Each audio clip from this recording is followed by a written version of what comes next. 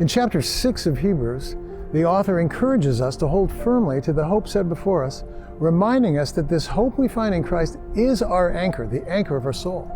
Amidst the wind and rain and tossing of the waves back and forth, no matter what storm comes to us, we have hope because Christ is our anchor.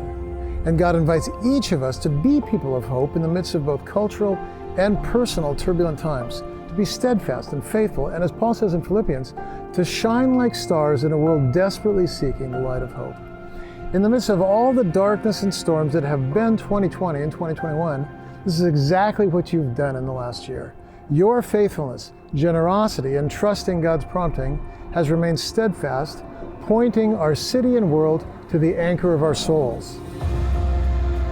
Last summer, we were trying to purchase our home in Seattle, and the sellers gave us about a month to sell our house in Colorado. It ended up taking almost 2 months for our house in Colorado to sell, and during that time it was really scary because we thought we were going to lose our house in Seattle. But we had a ton of people praying for us, and we just trusted God's timing. So we would have had our house sold in Colorado in a week. By waiting 2 months, the sellers, they worked with us, they were amazing, and they actually lowered the asking price significantly because they wanted us to have this house so badly. So we really just saw the hope of Christ in this whole process of waiting for God's perfect timing. I saw God's hope when I moved up to Seattle. I was at a period of my life where I was kind of reprioritizing God and my faith. I was looking at my life, and I held God and my faith in high importance, but looking at my actions, I was like, oh, well, these don't seem to really line up. I moved to Seattle and was like, okay, I'm gonna fix that. I'm gonna make my actions kind of line up with my values. And at the same time, I was moving to a new city without much of a community. So I was like, you know what, I'm just gonna get as involved as I can in the church. And through Bethany, I just had all of these opportunities to really delve into that community aspect, to my faith aspect.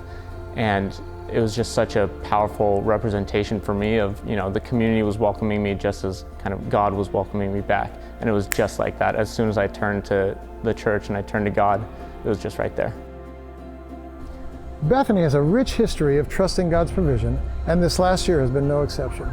God has provided for God's work through Bethany in countless ways, and one of the most tangible ways of God's provision has been through your generosity. It's precisely because of your faithful giving that our ministries continue. So thank you. Thanks for giving with grace and empathy and sacrifice. Every year I've had the privilege of leading. I've been in awe of the work God's done through you, the people of Bethany.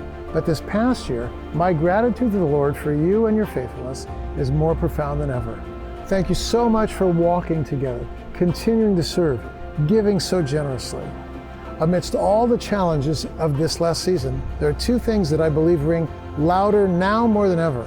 First, Christ is our deepest source of hope. And second, we have the incredible privilege and responsibility of bringing that hope to a world that desperately needs it. I'm so glad we're on this journey together and look forward to the year ahead. Thank you.